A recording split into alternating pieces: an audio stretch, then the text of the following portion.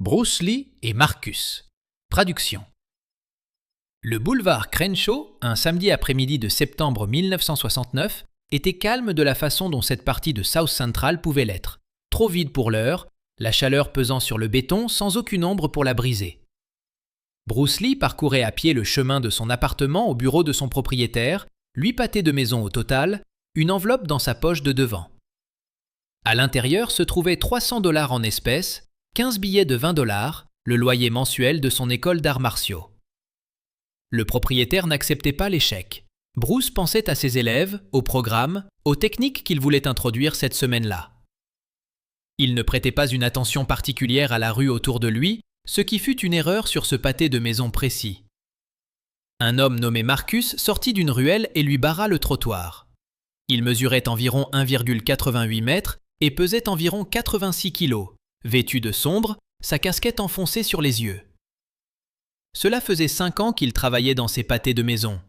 Des vols pour la plupart, un peu de trafic, tout ce que la situation offrait. Il regarda Bruce s'approcher et fit une rapide évaluation. Un petit homme asiatique seul, qui n'avait pas l'air de connaître le quartier, se comportant comme quelqu'un qui ne s'attend pas à des ennuis. Marcus avait fait ce calcul maintes fois. Il avait généralement eu raison. « Hé, attends !» Bruce s'arrêta. Il vit la taille, vit la position et comprit immédiatement de quoi il retournait. « Je ne fais que passer, je ne veux pas d'histoire. »« Qui a parlé d'histoire ? Je veux juste parler. Tu as 1 minute ? » ?»« Pas vraiment. Je suis en retard, je dois aller quelque part. » Bruce essaya de le contourner. Marcus bougea pour lui bloquer le passage. L'échange continua. Bruce expliquant ses affaires, Marcus haussant le ton, faisant comprendre que tout ce qui se passait dans sa rue le concernait et que la poche de Bruce ne faisait pas exception. Bruce lui dit que l'argent était pour le loyer et lui suggéra de trouver du travail à la place. Marcus expliqua avec une certaine amertume que personne n'embauchait d'hommes noirs avec un passé de rue à Los Angeles. Pas pour de vrais salaires, pas pour du travail stable. Il avait essayé. La rue avait offert ce que l'économie légale n'avait pas offert. « Alors tu vas me donner cet argent ? La manière facile ou la manière difficile ? À toi de choisir. » Bruce lui dit qu'il n'allait pas abandonner l'argent, que les $300 n'étaient pas que de l'argent liquide. C'était le loyer de l'école, les factures, l'équipement, la survie d'1 mois pour tout ce qu'il construisait. Si Marcus le voulait, il devrait le prendre. Marcus bougea rapidement. Une gifle à main ouverte frappa durement Bruce au visage, le claquement résonnant dans la rue déserte. La tête de Bruce bascula sur le côté. Avant qu'il ne puisse réagir, Marcus avait ses 2 mains sur ses épaules et le poussait contre le mur de briques. Il l'immobilisa là avec son poids, une main sur l'épaule, l'autre fouillant les poches de Bruce, trouvant l'enveloppe, la sortant. Il recula et l'ouvrit. 15 billets de 20, plus que ce qu'il avait prévu. Il mit l'enveloppe dans sa poche. « $300. Tu te promènes dans South Central avec $300 en poche. Tu es soit courageux, soit stupide. Probablement stupide. Merci pour la donation. Considère ça comme une taxe de voirie. » Bruce resta adossé au mur, le visage cuisant, la colère montant parallèlement à la réflexion. Marcus était plus grand, avait plus d'allonge, et avait presque certainement de l'expérience dans les bagarres de rue. Mais il n'était pas entraîné. Il ne se comportait pas comme quelqu'un qui avait reçu un enseignement. Bruce pouvait en finir. La question était de savoir si $300 valaient les conséquences, la violence, les blessures potentielles pour l'un ou l'autre, l'implication de la police qui s'ensuivrait dans un quartier où ce genre d'appel avait ses propres résultats. Marcus se retourna et se mit à marcher, sa démarche portant l'assurance d'une transaction achevée. « Rends-le !» La voix de Bruce était calme et contrôlée. « Rends-moi mon argent maintenant, pendant que tu le peux encore. » Marcus s'arrêta et se retourna. Il rit. « Pendant que je le peux encore, mon gars ? Qu'est-ce que tu vas faire exactement ? Tu fais la moitié de ma taille. Je viens de te gifler, de prendre ton argent. C'est quoi ton plan ? Je te donne une chance de réparer ça. Rends ce que tu as pris et repars. Après ce moment, l'offre disparaît et les choses deviennent plus compliquées. » « Plus compliquées pour qui ? Marcus revint sur ses pas et referma la distance. Tu ne comprends pas la situation. J'ai la taille, j'ai l'avantage du terrain, j'ai tout ici. Tu ne donnes pas d'ordre, tu ne donnes pas de chance. Tu prends ce que je te laisse prendre. Là, je te laisse repartir avec ta vie. Ça devrait te suffire. Dernier avertissement. Rends l'argent. Marcus le repoussa contre le mur à deux mains. Ou quoi? Tu vas appeler la police? Vas-y. Ils ne viennent pas dans ce quartier à moins que quelqu'un ne soit en train de mourir. Tu n'es pas en train de mourir. Tu es en train d'apprendre comment les choses fonctionnent ici. Bruce ne répondit pas par des mots. Ses mains bougèrent plus vite que Marcus ne pouvait les suivre, attrapant les poignets de Marcus et le tirant vers l'avant, brisant son équilibre, pendant que le pied de Bruce balayait bas et attrapait sa cheville. C'était une technique de base, simple et efficace. Marcus s'effondra lourdement, à plat dos sur le béton, l'impact chassant l'air de ses poumons. Bruce fut sur lui avant qu'il ne puisse se relever, un genou sur la poitrine, une main contrôlant le bras droit de Marcus, l'autre en arrière avec un poing positionné pour un seul coup décisif.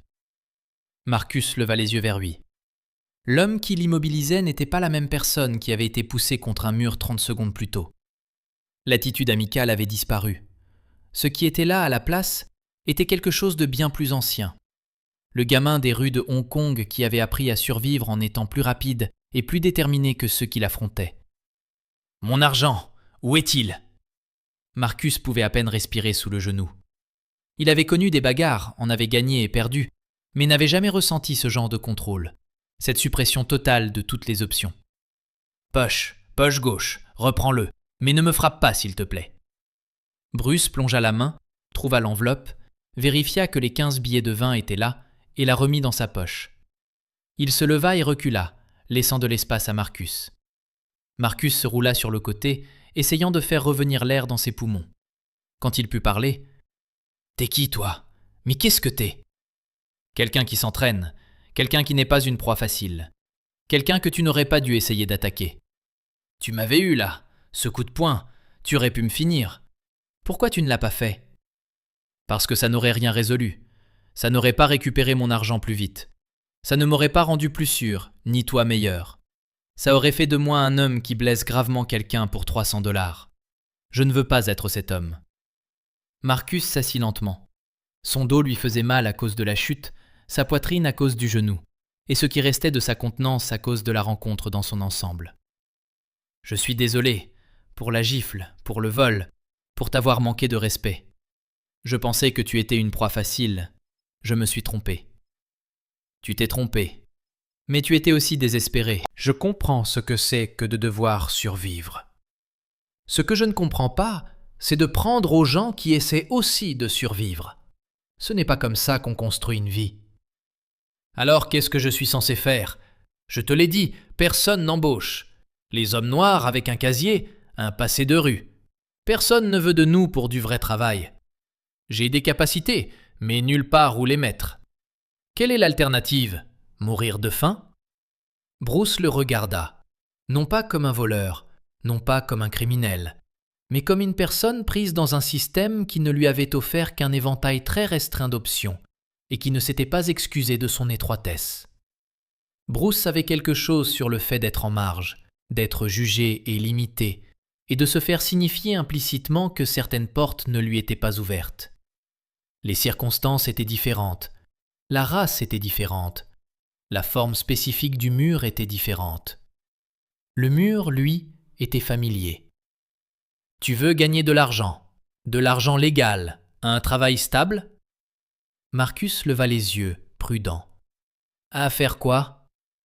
Je dirige une école d'arts martiaux. J'ai besoin d'aide.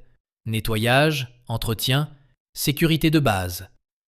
Et éventuellement enseigner des cours débutants une fois que tu auras assez appris.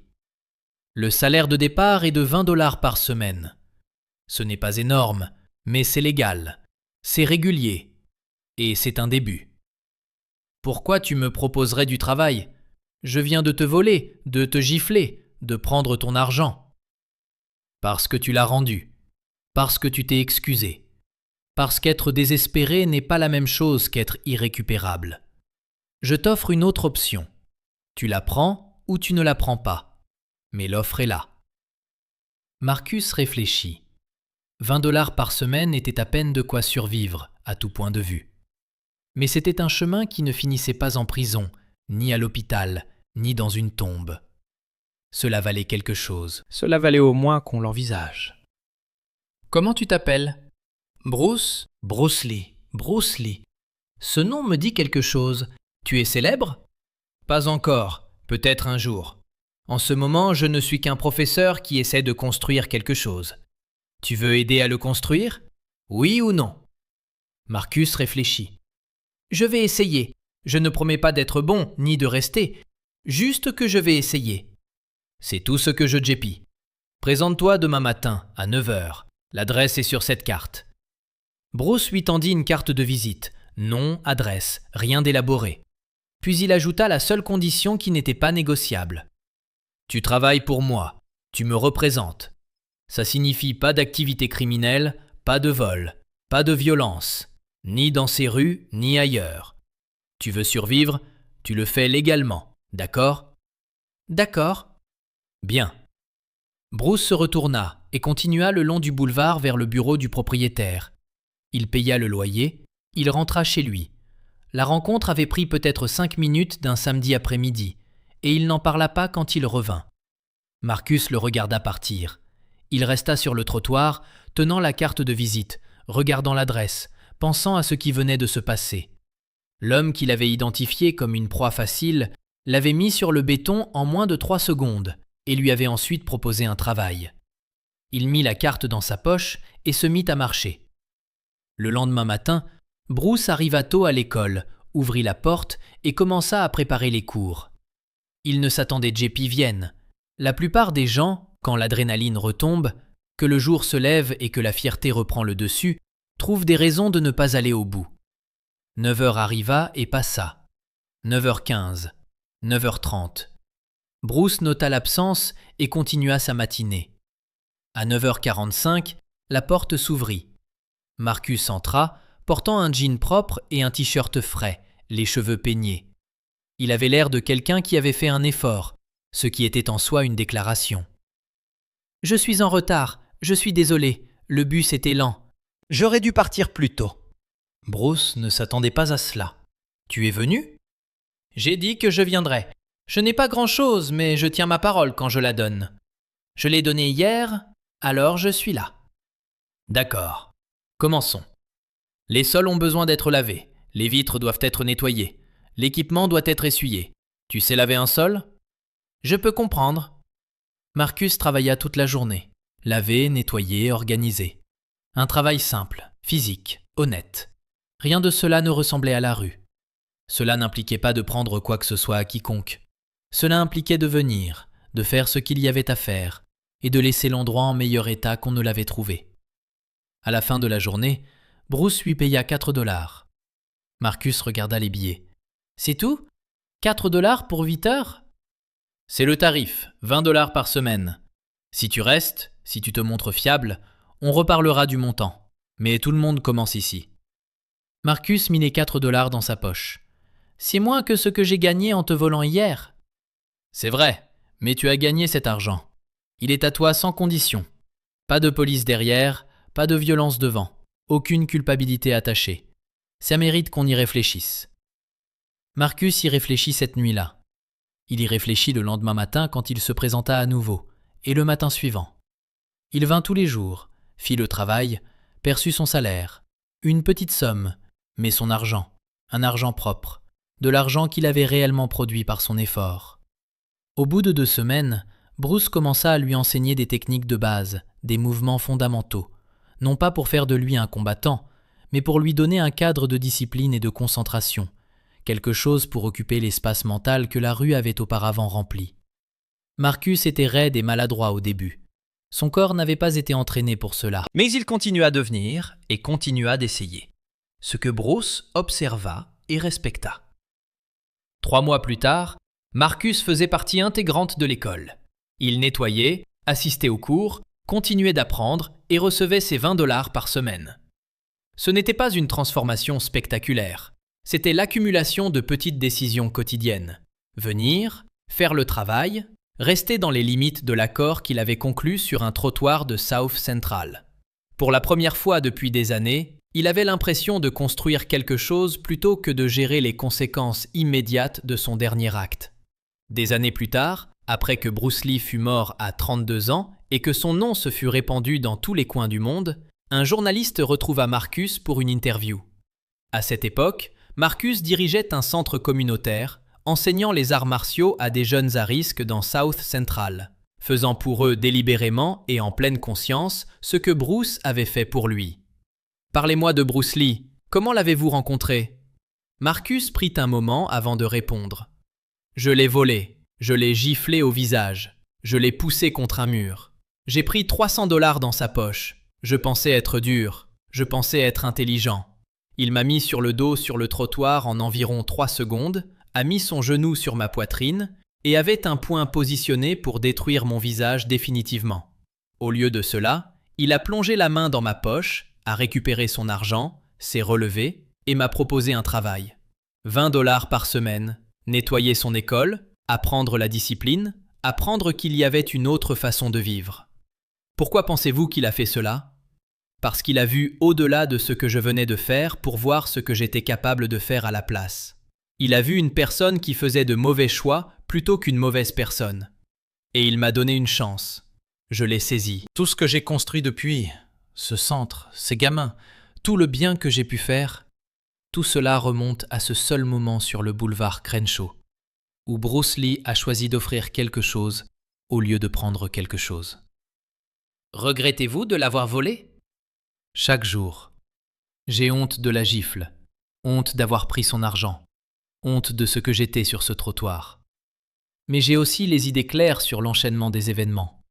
Ce vol a conduit à tout ce qui a suivi. Bruce aurait pu me blesser sérieusement, et il en aurait été parfaitement justifié. Il aurait pu appeler la police, il aurait pu repartir et me laisser à la rue. Il n'a fait aucune de ces choses. Il a vu quelque chose qui méritait qu'on investisse. J'essaie de faire la même chose pour ces gamins aujourd'hui. Voir ce qui est là, plutôt que ce qui fait obstacle. L'incident n'a laissé aucune trace officielle, pas de rapport de police, pas de documentation d'aucune sorte. Bruce n'a rien déposé. Marcus non plus, certainement. L'histoire n'a survécu que dans la mémoire. Marcus la portant en avant à travers le travail qu'il a fait, l'institution qu'il a construite, les jeunes qu'il a touchés, précisément parce qu'il comprenait par expérience directe ce que signifiait être touché.